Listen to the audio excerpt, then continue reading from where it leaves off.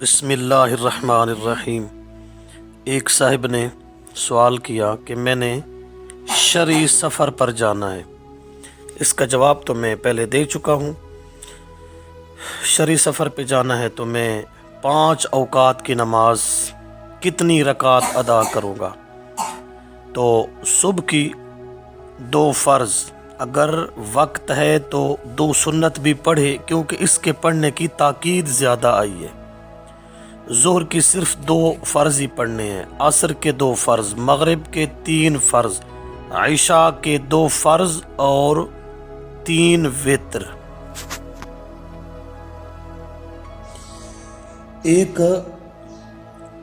اور سوال پوچھا گیا کہ جب عورت سر میں کنگھی کرتی ہے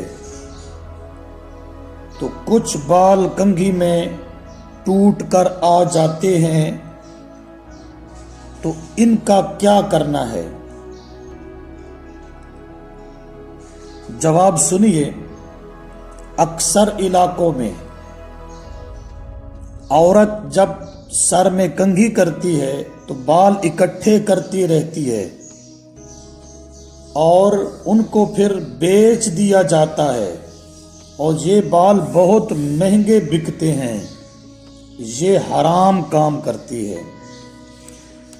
عورت کے سر کے بال سطر میں داخل ہیں۔ جو بال کنگھی میں آ جاتے ہیں ان کا دیکھنا بھی نامحرم کو جائز نہیں۔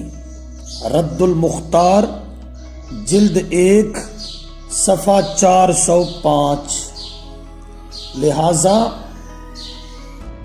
عورت کے جو سر کے بال ہیں جو کنگھی میں آ جاتے ہیں، جب ان کا دیکھنا نامحرم کو جائز نہیں بلکہ حرام ہے، تو ان بالوں کو پھر پھینکنا نہیں چاہیے بلکہ کسی جگہ دبا دینا چاہیے۔ کچھ تو قبرستان میں دباتے ہیں، یہ بھی کوئی ضروری نہیں ہے۔